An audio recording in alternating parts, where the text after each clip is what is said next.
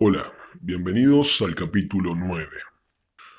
Muy bien, pasó la Primera Guerra Mundial y Alemania terminó con duras sanciones económicas.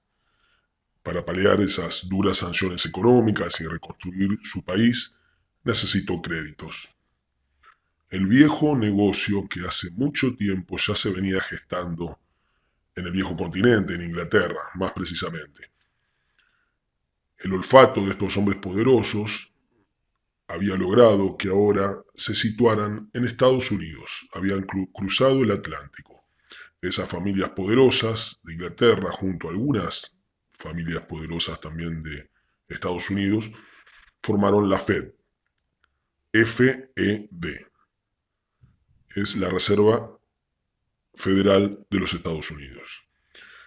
Es la entidad que no es estatal, que es privada y que es la que tiene el derecho absoluto de imprimir billetes. Cuando imprimís billetes, se dan una serie de sucesos económicos. Cuanto vos más billetes imprimís, hay más dinero circulante, entonces al haber más dinero circulante empieza a haber inflación, entonces después se suben las tasas de interés para que la gente ese dinero circulante no lo utilice en comprar cosas, sino que los meta en el banco a cambio de un interés. Si vos le das más interés a aquel que pone plata en el banco, automáticamente tenés que levantar los intereses para aquel que pide créditos. El crédito es siempre un mecanismo de hacer dinero fácil que se creó hace muchos años y ahora, a partir del 1900, ya radicado en ambos países, los más poderosos, lógicamente, Inglaterra y Estados Unidos, pero ya había tomado su forma más agresiva cuando la Fed en 1913 se establece definitivamente, después de muchos idas y vueltas, hubo muchos presidentes de Estados Unidos que se negaron a esto y que trataron de impedir que haya bancos privados manejando la economía estadounidense. Pero lo que es el poder de esta gente fue muy difícil vencerlos y lograron su cometido. Terminada la Guerra Mundial, decíamos, duras sanciones a Alemania, las cuales iban a ser pagadas con créditos. Esa miseria donde fue sumida Alemania iba a crear un caldo de cultivo para que sucediera lo que sucedió después, que fue la Segunda Guerra Mundial. Pero antes, en este capítulo vamos a ver lo que sucedió entre guerras. Terminada la Primera Guerra Mundial, para 1918-1919, y antes del comienzo de la Segunda Guerra Mundial en 1938-1939. En esos 20 años de diferencia sucedieron cosas, pero la más importante fue el famoso crack del 29 y la depresión que le continuó. El crack del 29 fue una caída estrepitosa de la bolsa de Nueva York. Ahora, ¿por qué se produjo esa caída? Es algo muy interesante para analizar. Por eso siempre comento en estos capítulos, y lo que quiero lograr en estos capítulos, es que se vaya viendo los sucesos del mundo que han marcado a todo este sistema mundial. Ir viéndolos, ir analizándolos, y ahí vamos a tener una mejor visión de lo que sucede y quiénes son los que empujan a que suceda. El crack del 29, como decíamos, una caída estrepitosa de la bolsa. ¿Pero por qué sucedió esa caída? ¿Cómo fue? ¿Cómo desarrolló? Imagínense quiénes están metidos detrás. Pero vamos a ver el video y vamos a dejar que nos cuente un poco lo sucedido en esa época y cómo finalizó este famoso crack del 29. El crack del 29 fue la más devastadora caída del mercado de valores en la historia de la bolsa en Estados Unidos. Mucha gente se arruinó y lo perdió todo. A este crack le siguió una fuerte crisis económica, conocida como la Gran Depresión. En este vídeo os vamos a contar la historia que creíamos que nunca se iba a volver a repetir. Miércoles 23 de octubre de 1929. Los precios se desploman en el mercado de valores de Nueva York, la bolsa neoyorquina situada en el número 11 de Wall Street. Los inversores están sorprendidos y preocupados. Durante años, los precios de las acciones no habían parado de subir. A ese miércoles le sucedió el jueves negro. De repente, la bolsa de Nueva York se llenó de gente que en vez de comprar quería vender. Dicen que hubo gritos, llantos y empujones en el parqué. En las calles aledañas se congregó una gran multitud. Para entender el crack, debemos retroceder una época. En 1919, los Estados Unidos habían emergido como primera potencia tras la Primera Guerra Mundial. Estados Unidos estaba viviendo una etapa de su historia muy gratificante y placentera, que creían duraría para siempre. Eran los felices años 20. Las fábricas americanas producían productos para la vieja Europa. Para costear la guerra, el Estado había emitido unos bonos, llamados bonos libertad. Si pagabas por dichos bonos, el Estado te devolvería el precio de los bonos con intereses. Por primera vez, los ciudadanos vieron que podían obtener rentabilidades interesantes por sus ahorros. Así, Charles Mitchell, presidente del National City Bank, viendo que se acababa de crear un público con tendencia a invertir, decidió sacar al mercado bonos corporativos o acciones, y le dijo a la gente que eran inversiones fiables y con poco riesgo. Pronto, los bancos empiezan a sacar nuevos productos financieros, abriendo también el grifo para que la gente acceda al capital. Por primera vez se instala el compre ahora y pague después. El acceso al crédito era facilísimo y todo el mundo, desde el director de un banco hasta un limpiador de zapatos, podía endeudarse y vivir por encima de sus posibilidades.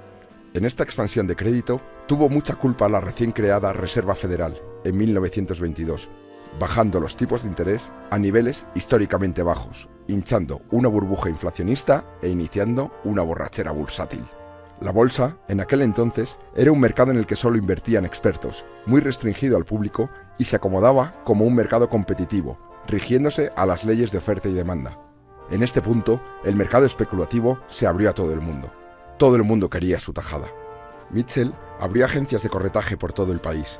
Eran lugares donde se podía invertir en bolsa, se actualizaban los valores a cada segundo y era necesario acudir para poder comprar o vender. Allí se te proporcionaba un papel para dar validez a tu compra o venta y este debía ser conservado. Y llegó al alcance de todo tipo de personas en Estados Unidos. La gente estaba encantada. Se creó un mercado alcista que parecía que no bajaría nunca. En los años 20 se llegaban a obtener grandes beneficios con un capital pequeño. La situación se embelleció aún más por la venta de acciones a crédito. Si querías comprar acciones, pedías dinero prestado a un tipo de interés muy bajo. Total, en un mercado alcista, al vender vas a recuperar tu dinero y al final salías ganando.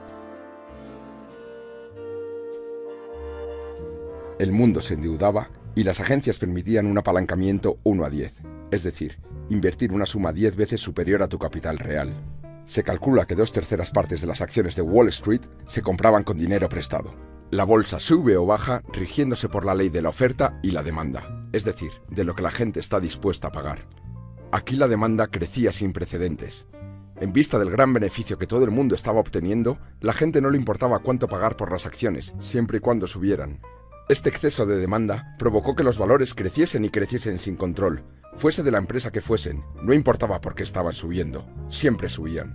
Por lo tanto, el precio de las acciones se empezó a inflar, alejándose de sus valores reales. Así es como se crean las burbujas. Paul Warburg, un banquero estadounidense, lanzó un aviso de la burbuja que se había creado y avisó de una enorme depresión, pero nadie le quiso escuchar. Lo hicieron callar. Nadie escuchaba a las personas que querían pisar la realidad y la gente seguía envuelta en su sueño americano. Se continuó invirtiendo mucho y aumentando la burbuja. Hubo un momento en el que algunos inversores profesionales se dieron cuenta de que el mercado se estaba sobrecalentando. Los más profesionales y astutos se salieron, como Kennedy, el padre del que luego sería presidente de los Estados Unidos. Llegó a decir: si un limpiabotas sabe tanto como yo sobre el mercado de valores, tal vez es la hora de que yo lo deje. Así llegamos al punto máximo y de inflexión de la burbuja. La tendencia de los valores se iba invirtiendo levemente. El mercado se había vuelto más volátil y el malestar aumentaba. Toda la burbuja se provocó por un exceso de confianza de los ciudadanos, y cuando esta confianza cae, ya no hay nada que hacer. Miércoles 23 de octubre de 1929. La bolsa sufrió un gran golpe al bajar en una sola sesión casi un 7%. Aquel día solo fue un augurio de lo que pasaría el día siguiente. El fatídico y recordado Jueves Negro de Wall Street. jueves 24 de octubre de 1929. Se desató una furia vendedora, de manera que en pocos minutos se cursaron órdenes de venta por 1 millón de títulos. Las cotizaciones de esas acciones iban cayendo. Se llegaban a ofrecer paquetes de acciones a 1/3 de su valor, sin encontrar comprador. Los agentes de bolsa pedían desesperados garantías para aquellos títulos que con anterioridad se habían comprado a crédito, pero obviamente nadie podía cubrirlos. Empezaron a circular rumores de suicidios, gente tirándose desde rascacielos, y la gente de la calle, curiosa, empezó a entrar en las instalaciones. El pánico fue gigante. La policía de Nueva York tuvo que tomar posiciones para evitar posibles disturbios. Ya se había roto la burbuja. La reacción popular fue: esto no puede estar pasando. Para el mediodía, los principales jefes de los bancos se reunieron para intentar solucionar la situación. La reunión incluyó a Thomas Lamont, actuando como representante de JP Morgan Chase, Albert Wiggin, representante de Chase National Bank. Escogen a Richard Whitney, vicepresidente de la Bolsa de Nueva York, para actuar en su nombre. Para paliar la debacle inyectan dinero en una serie de valores que se suponían fiables, los que se conocen como Blue Chips. El multimillonario John Rockefeller hace lo mismo con esperanza de que cambie la tendencia. Lo consiguieron. La bolsa empezó a subir. Una intervención en los valores por parte de gente poderosa había logrado revertir la sangría de precios. Invirtieron grandes sumas de dinero para remontar los valores y volver a generar confianza en los inversores. El mercado remontó, incluso los periódicos anunciaban: la crisis de la bolsa ha pasado, pero esta inyección de confianza no fue suficiente. Tras una recuperación el viernes y otra pequeña el lunes, llegamos al martes 29 de octubre de 1929, conocido como el Martes Negro. El índice de la bolsa descendió más que ninguna otra jornada de la bolsa en la historia de Nueva York. Las bajadas continuaron hasta el mes de enero, cuando se tocó fondo. El gobierno, presidido por el republicano Herbert Hoover, no sabe cómo parar el golpe. Consecuencias. Mucha gente se arruinó. Los bancos también se arruinan al no poder recuperar el dinero prestado. Cerraron porque dejaron de ser solventes. Millones de personas pierden los ahorros guardados en esos mismos bancos. 3.000 de ellos cerraron en los 2 años siguientes. Después de aquello, la gente guardaba el dinero bajo el colchón. Muchas fábricas echaron el cierre. Aumentó el paro significativamente. Empiezan a aparecer barrios de chabolas por todo el país. Y como sucede en todas las caídas, finalmente terminó llegando a Sudamérica, Europa y hasta Australia. Inglaterra se cerró tras sus fronteras y abandonó el patrón oro. El paro se disparó en Francia e Inglaterra. El malestar y la crispación social, producto de la crisis económica, se disparó en Alemania. Un joven soldado austriaco empezó a abrirse paso como el símbolo de la salvación económica y el poderío alemán. Se llamaba Adolf Hitler.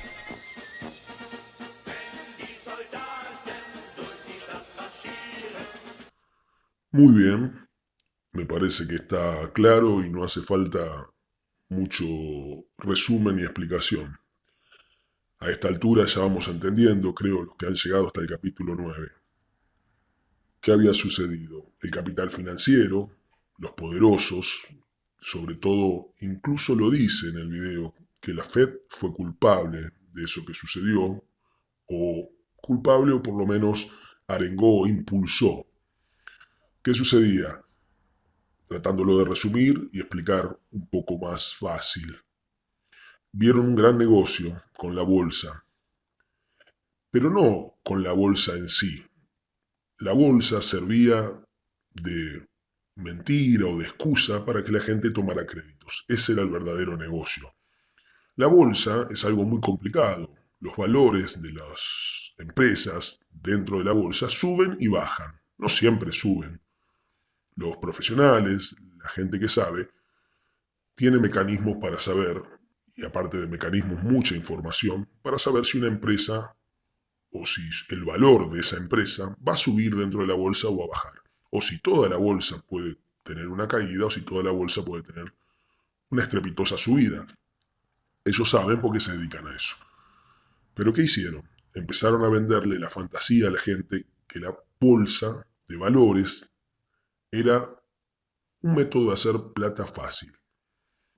Empujaban a la gente, la incitaban a que vaya a invertir en la bolsa. En una parte del video cuenta que la gente ya, al no tener dinero, iba y sacaba un crédito para invertir en la bolsa. ¿Qué sucedió? Resumiendo, la bolsa llegó un día que cayó. La gente que entendía de la bolsa se daba cuenta que no podía seguir creciendo, que las acciones estaban sobrevaloradas, porque todo eso se maneja con confianza. Si todos compran, la acción sube, porque la gente está confiada en esa acción. Ahora cuando ya hay uno, dos que empiezan a vender, los otros empiezan a mirar y dicen, ¿por qué está vendiendo este? ¿Sabe algo que yo no sé? Por las dudas vendo yo también. Y así es como se arma tanto una cadena para que suba el valor como una cadena para que baje el valor cuando la gente empieza a vender. Bueno, sucedió eso. Llegó un momento que los entendidos empezaron a ver que había gente que no entendía nada de la bolsa, que estaba comprando acciones, y producto de eso las acciones se iban inflando. ¿Pero hasta cuándo se iban a inflar? Hasta que estos tipos precisamente empezaran a vender. Estas personas que conocían el sistema bien, que conocían la bolsa, empiezan a vender, empiezan a vender, empiezan a vender cada vez más y se sacan sus papeles, sus acciones de encima a valores relativamente aceptables hacia arriba. Ahora, ¿qué sucedió? Una vez que la bolsa empieza a caer no tiene límites, porque nadie quiere comprar acciones y todos quieren vender. Entonces el precio cada vez baja más, porque si vos no lo querés comprar a 10 te lo ofrecen a 8, y si no lo querés comprar a 8 lo terminan ofreciendo a 5, y si no lo compras a 5 te lo ofrecen a 2. Entonces vos algo que valía 10 hacía una hora vale 2 ahora. Así que imagínense toda la gente que había sacado préstamos y había gastado, vamos a poner, 1.000 pesos en acciones, por decir un número, a la hora, a las 2 horas, se había encontrado con que tenía 100 o 200 pesos. Esa gente se asustó, tuvo que malvender lo que tenía y se quedó sin plata y con un crédito que había sacado. Obviamente, hubo bancos más chicos que quebraron, porque si la gente no paga el crédito, el banco lo único que podría hacer es quedarse con su casa. Son los créditos que se dan en Estados Unidos, son así, tipo hipotecarios, con el auto, se quedan con tus bienes, pero los bancos chicos no les sirven. ¿Quiénes ganaron? Ganaron los poderosos. Esos hombres que marca ahí que inyectaron dinero en la bolsa y la bolsa levantó, no es ni más ni menos, no es otra cosa que los verdaderos poderosos que entran a comprar esas acciones muy baratas de la pobre gente que larga esas acciones porque no se asusta y no las puede bancar a ese precio. Entonces, antes que nada, la malvenden. Son esas manos fuertes que compran esas acciones y tienen la espalda suficiente para esperar un año o dos, a que esa acción vuelva a crecer y ganar mucho dinero con esas acciones. No son otra cosa que métodos financieros para ganar dinero. Tienen distinto nombre, tienen distintas formas de realizarlo, pero la bolsa también es un método financiero. Y no hay mejor ganancia para el tipo poderoso que crear un pánico para que la acción valga menos y comprarla a precio de remate, bien abajo, a una persona desesperada, y después esperar que vuelva a crecer. Eso fue lo que sucedió en el crack del 29. Eso no solamente perjudicó a la economía de Estados Unidos, a la gente de Estados Unidos, a la población de Estados Unidos, en beneficio de unos pocos que manejaban los negocios financieros de ese país, sino que también afectó, como dice el video, a Europa, América, porque ¿qué pasaba? Genera despidos, empresas que quiebran, entonces genera falta de compra entre los países no compran, se cierran, y al no comprar se caen las PBI de los países, entonces genera todo una cadena de desastre económico. Detrás de todo eso estuvieron siempre los poderosos, los que por un momento incitaron la compra de acciones con créditos y ganaron con los créditos, y después, cuando esta gente fundió, porque la acción bajó muchísimo, le compraron acciones muy baratas y la gente se quedó con el crédito. Y aquel que no podía pagar el crédito, el banco se quedaba con las casas. Y a futuro las vendería. Total, ellos tienen espalda, ellos pueden aguantar. Esa es la diferencia con un ciudadano común y un hombre muy poderoso. Negocios financieros. Lo que ha realmente, a mi criterio, estimado el mundo. No quiere decir que no tiene que existir. Tiene que existir, pero tiene que ser muy regulado por los estados. Por eso vayamos aprendiendo frases que podemos escuchar en los políticos. El Estado tiene que ser chico, el Estado no tiene que intervenir. No es así. Si no tenemos un Estado que nos defienda, ¿no? Un Estado tiene que defender a su población, porque un Estado grande que no defienda a su población no sirve. Entonces, una de las primeras pautas a aprender, el capital financiero tiene que existir. Y más todavía tiene que existir el capital productivo, que es el que da trabajo y el que paga muchos impuestos. De esos impuestos que paga el capital productivo, el Estado llena sus arcas de dinero. Y también llena sus arcas de dinero del impuesto que pagan los trabajadores que trabajan en esa empresa productiva. O sea que el capital productivo es muy bueno y muy sano para las economías. Pero también tiene que estar el Estado regulándolo, porque el empresario no deja de ser un ser humano. ¿Qué tenemos los seres humanos? Desde la Edad Media venimos viendo que tienen ambición de poder y cierta avaricia. En algunos casos, no en todos los casos. Entonces el Estado tiene que existir, tiene que ser un Estado fuerte, pero un Estado que defienda a la sociedad y que esté comprometida con el bienestar de la sociedad. Ese Estado siempre está manejado por gobernantes. Esos gobernantes son los que nosotros tenemos que aprender a elegir. Entonces, cuando escuchemos discursos de que los estados tienen que ser chicos, que no tienen que regular, eso es un político que no nos va a servir. Sepámoslo. Un primer punto como para ir entendiendo a qué políticos debemos votar y a qué no. Ahora, un estado que quiera manejarlo todo tampoco sirve. Esas son ideas que vamos a ver en los próximos capítulos más adelante sobre comunismo y liberalismo, que son las dos formas de gobierno más representativas del mundo. ¿Qué tiene de malo una y qué tiene de malo la otra? ¿O qué tiene de bueno una y qué tiene de bueno la otra? Pero antes de irnos a ese tema, cerremos con este tema. El capitalismo financiero es el peligroso. El capitalismo productivo no es peligroso. Es sano si está regulado, pero el capitalismo financiero es muy peligroso. Ese capitalismo financiero también tiene que estar regulado, muy regulado por el Estado y manejado por el Estado. El Estado es el que tiene que... El Estado, cuando hablamos del Estado, suponemos un Estado responsable que piensa en la sociedad. Un presidente o presidenta o gobernantes que piensen en la sociedad, porque un Estado grande e inútil tampoco sirve.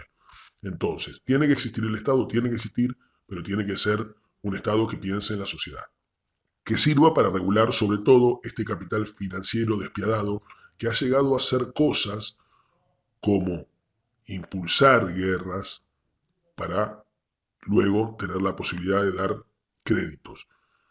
¿Qué ha hecho también? Ha impulsado compras de acciones a la población pobre, ignorante, sin conocer, para llevarlos a un desastre económico y producir diversos tipos de heridas en esas personas, físicas y económicas, pérdidas de todo tipo, físicas y económicas. Muy bien, espero que se haya entendido. El capital productivo está mejor posicionado y mejor visto y es más necesario para los países que el capital financiero. Perdón. Pero el capital financiero tiene que existir también, tiene que existir para cumplir su función, que es financiar y dar dinero a préstamo, lógicamente, con intereses, al capital productivo. No más que eso, no tiene que inventar cosas y generar cosas malas para ganar dinero extra. Y eso es lo que ha venido sucediendo en el mundo. Recordarán que nuestro país muchas veces ha tomado créditos. Piensen que cada vez que toma un crédito en nuestro país, hay poderosos que están ganando dinero. Imagínense si les interesará a esos poderosos que nuestro país, no solamente nuestro país, todos los países, en este caso de Latinoamérica, que es lo que está más cercano a nosotros, ¿cómo le interesará que tomen crédito? Te va a interesar mucho. Es su forma de ganar dinero. Entonces, ojo con esos políticos que quieren tomar crédito y crédito y crédito. Porque el crédito, segunda cosa para aprender, ojo con los políticos que quieren tomar crédito. Desmesuradamente. El crédito es una herramienta. ¿Se puede tomar crédito? Sí, pero para algo puntual. Voy a tomar un crédito para hacer un puente o para hacer una carretera, porque el crédito es una herramienta. Es como un martillo. El martillo se puede usar para construir una casa o se puede utilizar para matar a una persona. El martillo no es ni bueno ni malo. El crédito tampoco no es ni bueno ni malo. Es según cómo lo use la persona que toma el crédito. Si una persona toma un crédito para poner un negocio y después le va bien con ese negocio, ese crédito fue bien usado. Pero si una persona toma un crédito para patinárselo en bebidas alcohólicas, cigarrillos o lo que le guste, va a pasar un buen rato, pero después se va a quedar sin nada y teniendo que pagar el crédito. Entonces, eso es algo importante entender. El capital financiero tiene que existir y sirve, pero tiene que ser controlado y el Estado tiene que saber usarlo, porque es ganancia para pocos y después desgracia para muchos. Recuerden que hay gente muy poderosa que quieren e insisten que se tomen créditos siempre y a cada rato. Nuestros estados, la gente que nos representa, tienen que saber eso y medir eso y no caer en los aprietes o en los lobbies que esta gente hacen, estos poderosos hacen, para que los gobernantes dentro de un país le tomen los créditos a ellos. Espero que se vaya entendiendo. Nuestro capítulo 10 va a ser la Segunda Guerra Mundial y supongo que ya se imaginarán qué pasa al final de la Segunda Guerra, ¿no es cierto? Habrán escuchado alguna vez del Plan Marshall. Lo veremos en el capítulo 10. Muchísimas gracias y hasta luego.